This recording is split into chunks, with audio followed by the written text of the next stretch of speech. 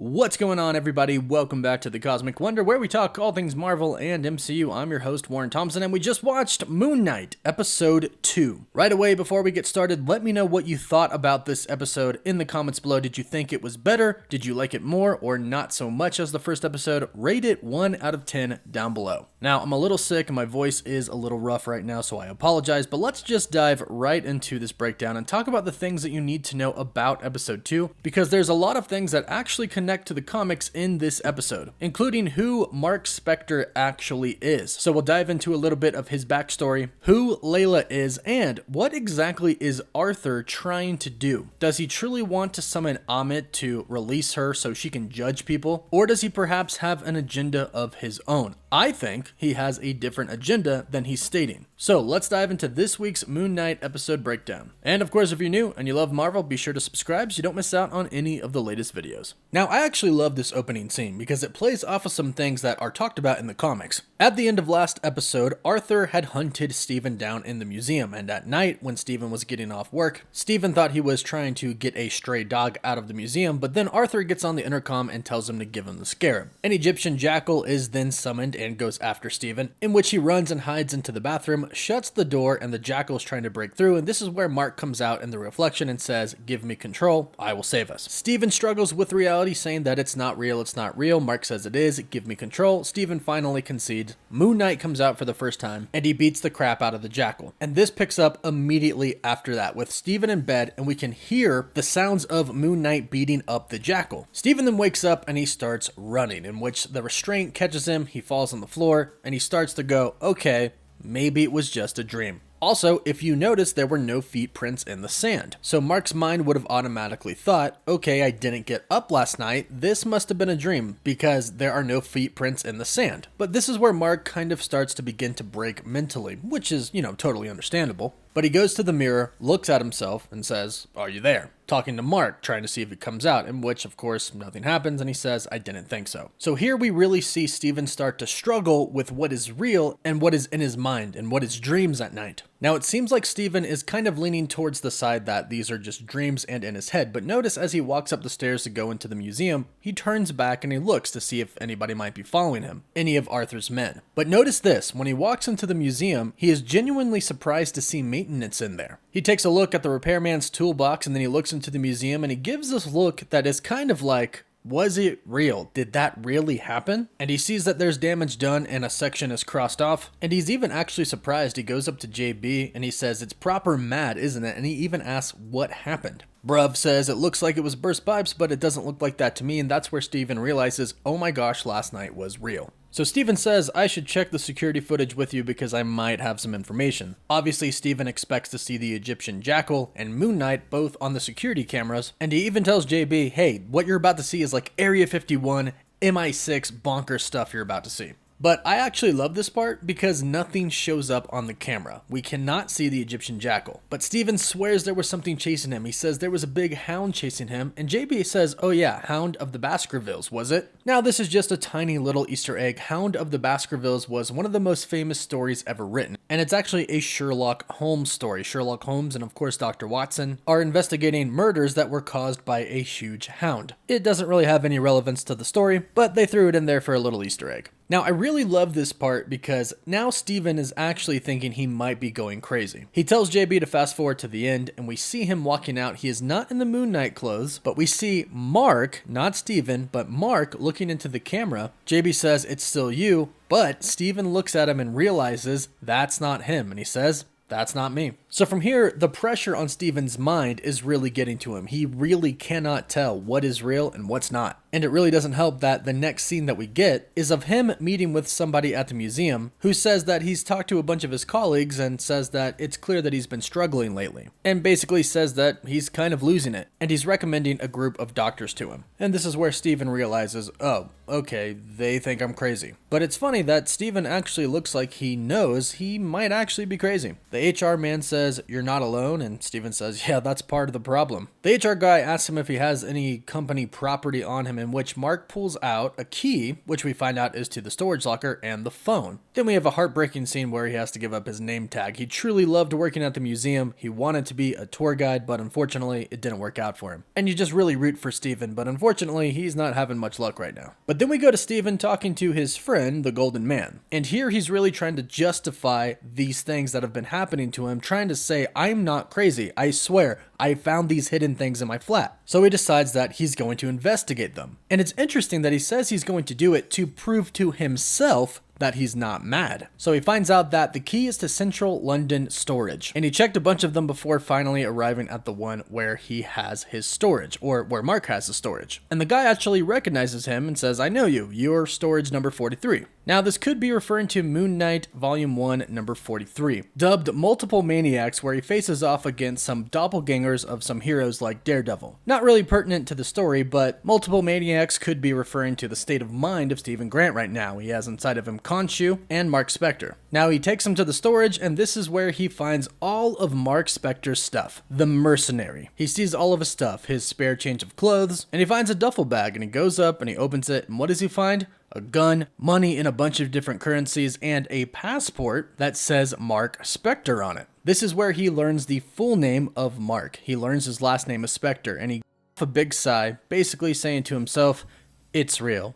Marc is real. There's essentially somebody else living inside of me. And he also finds the scarab in there, which basically solidifies that everything that's been happening to him is indeed real. Now, Steven realizes that this looks like a compass, except it's not pointing north. And it's later on revealed by Arthur that it is indeed a compass, but it's pointing not north, but to Amit's grave. Now, here's where Marc shows up and actually reveals everything to Steven. And this is where he reveals that he is the avatar of Khonshu. He serves him as his fist of justice, and he makes it sound like his task is almost done. This plays a major part into the story later on. But something to notice is that Marc says we deliver Khonshu's justice to those who are hurt. This is a really big part that we're about to get to in a later scene. Now from here, Steven kind of doesn't buy the whole Khonshu God of the Moon thing. He says it's the stupidest thing he's ever heard, and he starts to have a panic attack. And here we find that Marc can only communicate with Steven through reflections. We see this when he is communicating with him through the reflection of the gun. Marc says he made a deal with Khonshu, and the deal's almost done. He's about to finish it, and he'll never hear from him again, but he needs to let him finish it and give him the body. But this is where Steven kind of goes, okay, I'm crazy, so I'm gonna turn myself in, and hopefully some therapists are gonna give me some pills that make everything go away and make me all right. However, as he tries to run, he runs into Khonshu. And we have a really cool scene here that is very much like a horror film scene. Something that we've really never seen before from Marvel, and it's a really nice change. Now, eventually he runs into Khonshu, and Khonshu says, give it back, you fool. Now, what's interesting to note here is that Khonshu can't actually physically keep him from going anywhere. And this is pointed out in a later scene where Khonshu makes the wind blow really, really hard, and Arthur says, don't worry, that's all he can do. Because remember, he is the avatar for Khonshu. Khonshu isn't actually physically there in that realm on Earth. And we find out a little bit more about this in a later scene. But Steven runs out absolutely petrified, and eventually he runs into the street where we meet Layla. Now she of course thinks it's Marc, and she says, is Steven the latest in your fake identities that you've come up with? Clearly Marc as a mercenary has used fake identities before. Steven gets on the back of her moped, and we find out that Layla is actually his wife. Now of course it's Marc's wife and not Steven's wife, and this is important to note because again, like I've said, Marc is the main person. Marc is the original host of the body. Steven is a personality that has been made up and kind of taken on a mind of its own. So the real life of this body belongs to Marc. Now, as Layla expresses her concerns for Marc over the past couple of months, she does mention that she knows he has the suit and thought that he would be okay because he has the suit, clearly showing that they have in fact been through a lot together. Now, of course, Steven is confused and he keeps asking her questions like, did you say you're my wife? Are we married? But Layla thinks that it's just an act that he's putting on because people are following them. Layla gets tired of it, but Steven says, hey, if you take me back to my flat, I'll tell you everything. So we get to the apartment and we notice that Layla has never been there before. She walks in, she's very curious about everything. She walks right up to the fish tank to look at the fish, and it looks like Steven walks up on the other side. But then we quickly realize that this is actually Marc in the reflection of the fish tank, and he says that she shouldn't be there. Now Steven says out loud, I just want my life back, because he's talking to Marc. Layla obviously responds in which Steven says, oh, I wasn't talking to you, I was talking to myself, sort of. Now this can contribute to Layla thinking that Steven or Marc is actually mentally unstable, because this kind of happens in the comics where they don't actually know if Khonshu is real or not. Now, Layla is still Steven's wife, and she thinks that he might be living with somebody else, in which he replies, "Oh no, this is my mom's flat." Now, we've heard about Steven's mom a lot, but we don't actually know who she is yet. But Layla says, "Oh, so you two are talking again," which really confuses Steven, but this makes you wonder, who exactly is Steven's mom? Because again, Marc is the actual rightful holder of the body. So it would actually be Marc's mom. So who exactly is Steven talking to when he calls his mom? Is he talking to Marc's mother and she realizes that, hey, my son might be a little crazy here, so I'll talk to Steven, this other personality, but I won't actually talk to Marc? I'm sure we'll find that out in a later episode, but if you have any guesses, let me know in the comments. Now Layla starts going through some of Marc's stuff. We can see some book titles. One is The Man in the Ice. Now this is an actual book that talks about the discovery of a 5,000-year-old body reveals the secret of the Stone Age, but when I think of The Man in the Ice in the MCU, I think of Steve Rogers, but I doubt it's about Captain America. Below that, we see a book titled The Intervention, which kind of just happened to Steven with the person at the museum telling him that, hey, we're going to give you some doctors to get you some help. Then Layla picks up a book by Marceline de Bar-Van-Meaux, and this is interesting because we kind of see the split of Marc's personality here. Layla explains that that's her favorite poet, and it's Steven's as well. Now Marc would obviously know this, and it seems like the part that did know this split off into Steven, and he subconsciously knew that poet and it became his favorite poet. So we do kind of see parts of Marc breaking off into Steven's personality. We see the same thing happen when Layla says, so you're learning hieroglyphics as well. Again, Steven could have subconsciously went to learn hieroglyphics because Marc knew that Layla liked hieroglyphics. Now Layla doesn't really buy any of this, and she thinks it's just Marc messing with her. And she pulls out divorce papers and says, this is what you wanted. However, Steven won't sign them because as we can tell here, he's kind of into her. Which obviously makes sense because Marc married her, so he's gonna like her a little bit at least. But at this point, Steven has kind of accepted what is happening to him, and he starts to tell Layla everything because he thinks that she's the only person that might be able to help him. And he's about to show her the scarab, but Marc mentions from the reflection that if he shows her what's in the bag and tells her everything, he's gonna get her killed, and this automatically makes Steven stop. However, Layla budges her way in and finds the scarab. She's obviously pissed, but Steven explains, it's not me, I'm not Marc, take the scarab. Now Layla actually tells us what this is. She says it's the scarab pointing to Amit's Ushabti. Now in ancient Egypt, an Ushabti was placed in the tomb among the grave of the gods. So essentially the scarab points to the grave or tomb of Amit. And we know why they were looking for the scarab. Amit has been judging people before death via Arthur, and they want to resurrect her. Now Layla does say you don't know why we've been looking for this, and we don't know that full story yet, but we do know that Arthur does want to resurrect Amit. Now, shortly after, two cops come to the door, and if you're watching this, you've already seen the episode or don't care about spoilers, and we know that these two cops aren't actually cops. They're working for Arthur. So they make it seem like they're cops, they intimidate and they scare Steven, they put him in handcuffs and take him away. And in this car ride, we learn the actual origin story of Marc Spector from the comics.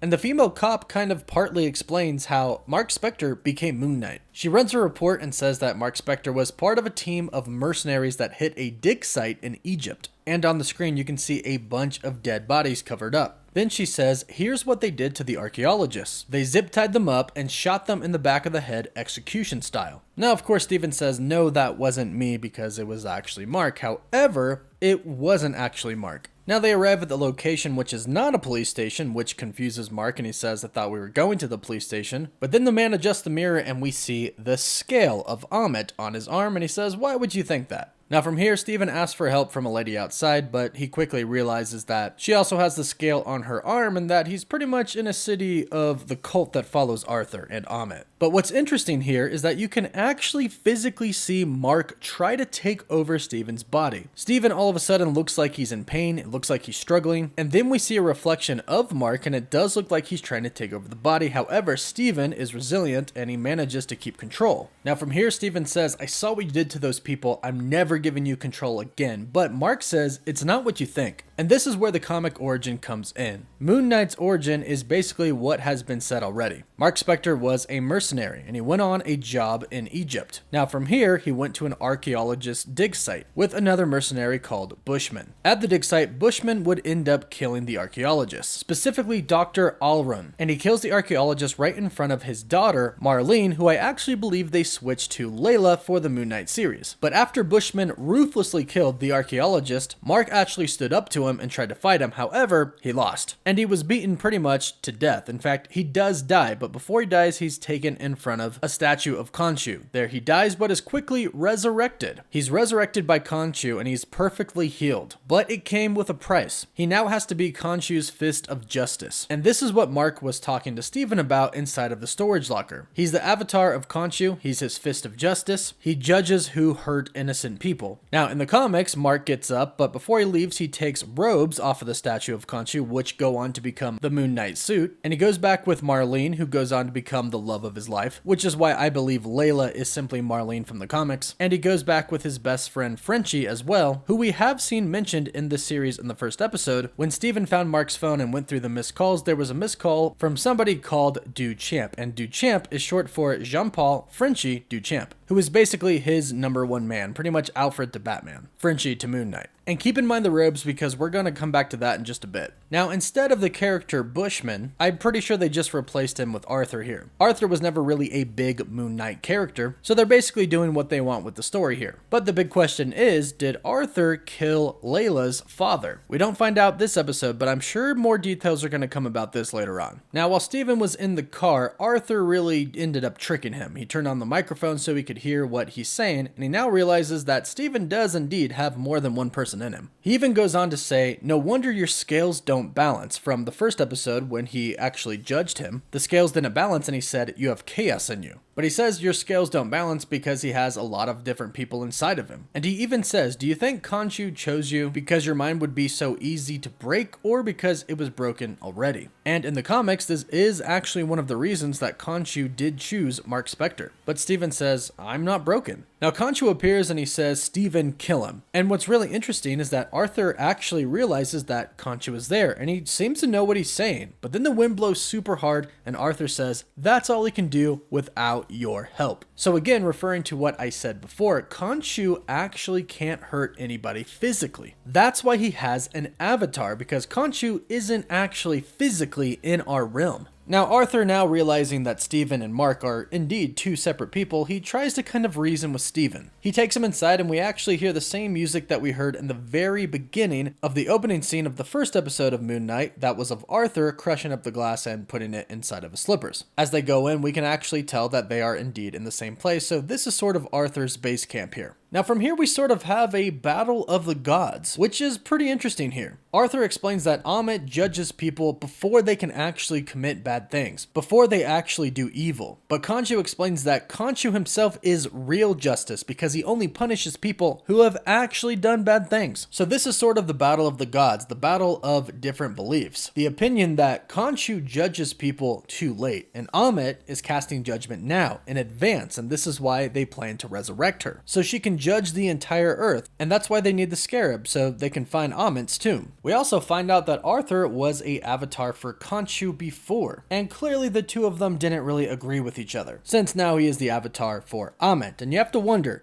did Arthur make a deal with Ammit to stop becoming Khonshu's avatar? Because Marc seems to be pretty locked in being the avatar of Khonshu. It seems like something he can't get out of. So you have to wonder, how did Arthur get out of being Khonshu's avatar? I think that he might have made a deal with Ammit, but I also think that his motives aren't exactly what they seem. But here we find out that there are some flaws in Ammit's plans. Stephen starts asking questions like, well, what about babies? Would you kill a baby if 50, 60, 70 years from now he's going to do something bad? And Arthur replies, basically, yes. And this is where you see how delusional the cult is. They actually make rational justifications for doing horrible things like killing children. But Arthur says sometimes the cure is a little taste of the disease. The difference between medicine and poison sometimes is only dosage.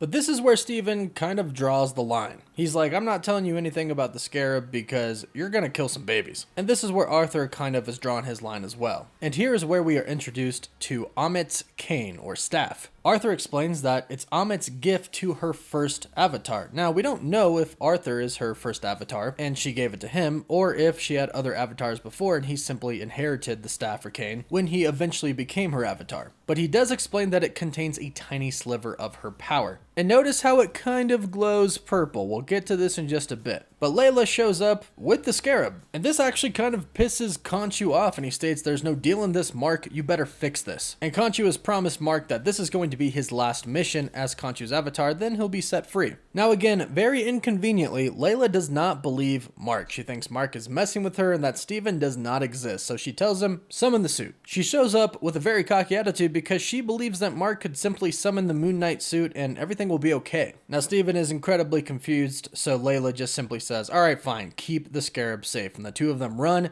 and Arthur has had enough and we see the staff's power. Now this really reminds me of the Power Stone. It glows purple like the Power Stone, and even when he puts the staff on the ground, it really looks like Esson the Searcher in Guardians of the Galaxy putting the staff that held the Power Stone on the planet, which eventually caused the planet to explode. Now I don't think this is the Power Stone or it's drawing power from the Power Stone, because of course the Infinity Stones from our universe were destroyed. But it sure does seem like cosmic power, so perhaps the source of the power might have come from the same place. After all, a cosmic Egyptian god created the staff, so the staff, although it does have some magic to it as Arthur summons an Egyptian jackal, it may have massive power like the Infinity Stone. It clearly has magic from another realm, as the jackal is summoned and Layla can't see it, just like the footage from the cameras at the museum didn't show the jackal either. And this is really kind of interesting here because again, you go back to the, is Stevent actually crazy? Is this actually real? Nobody can see it but him. Now Layla and Stevent manage to escape to a room and they shut the door, and clearly you can tell that something is trying to break down the door. And Stevent kind of gets overwhelmed here. Marc is yelling at him through reflection saying, let me in, give me the body. Layla is sitting there telling him, your name is Marc, you can do this, you need to fight. And Stevent kind of just shuts down. But then Layla actually switches from calling him Marc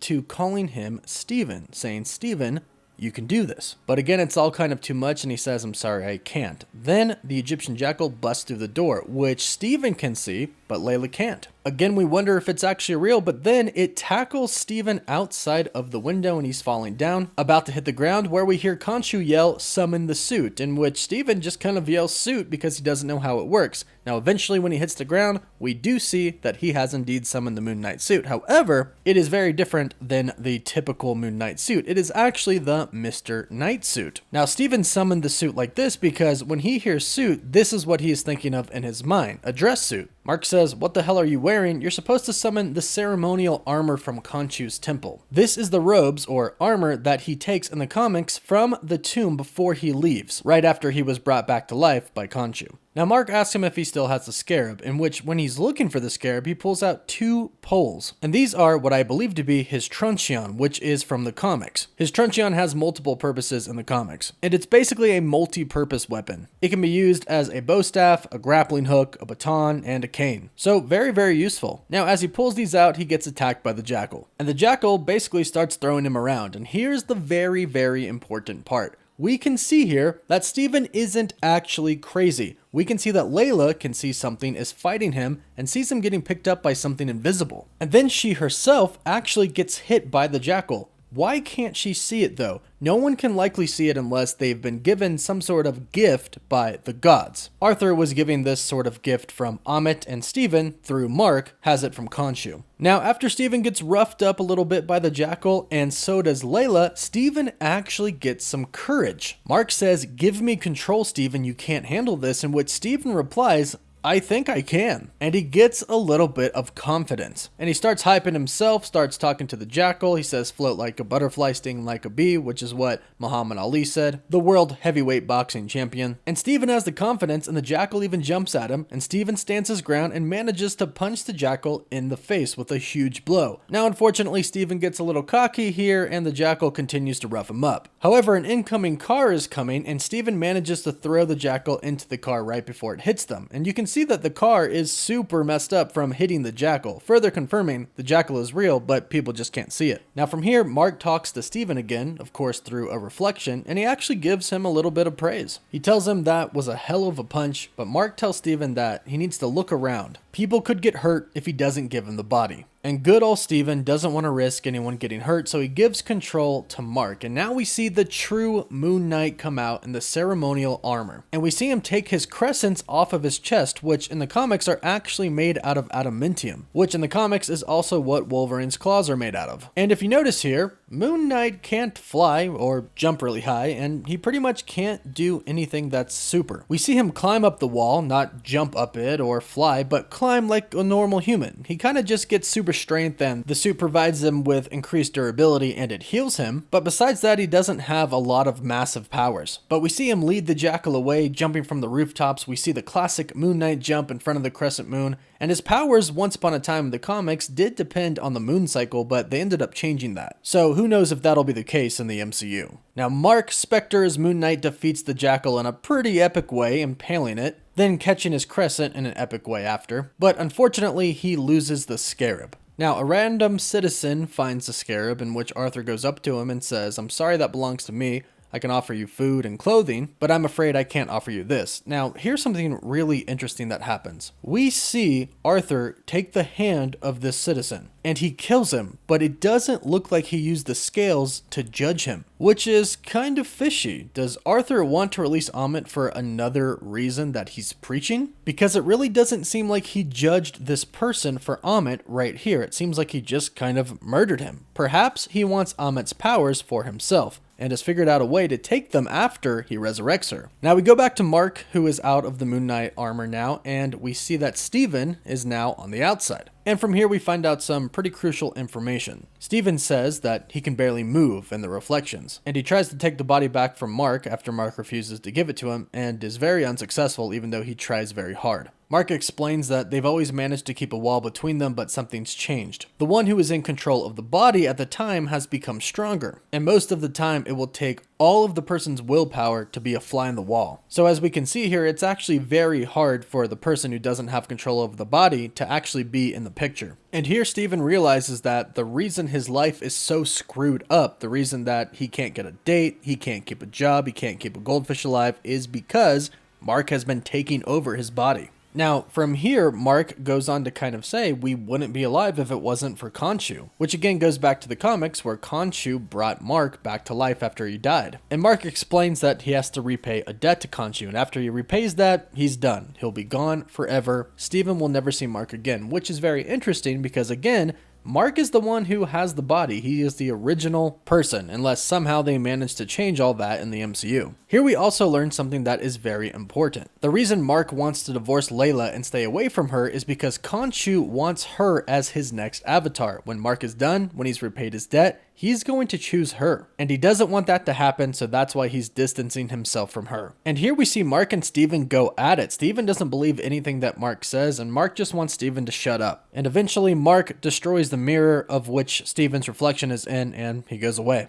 But as Stephen goes away, Khonshu appears. Now Khonshu confirms more of the origin. He says that when I found you, you were nothing but a corpse, and your body actually belongs to me because I brought you back to life. Now Khonshu says that he'll protect Marc with everything he has because he's worth protecting, although we're not sure how genuine Khonshu actually is because he's trying to go back on the deal that him and Marc made, telling them that they need each other. And he says that you're probably not going to like my next candidate if we should part because we know it's going to be Layla. Then the final scene ends with Marc in Egypt, and we see Stephen looking through the reflection in a mirror, looking pretty miserable. But Stephen is in Egypt now, and he's going to try to get to Amit's tomb before Arthur does, so they can stop him. And that is episode 2. Again, be sure to let me know all your thoughts and theories about episode 2 in the comments down below. Don't forget to like the video and subscribe so you don't miss out on all of the latest Marvel news. For live updates, you can follow me on Instagram and Twitter. And as always, thank you all so much for watching. Woof woof.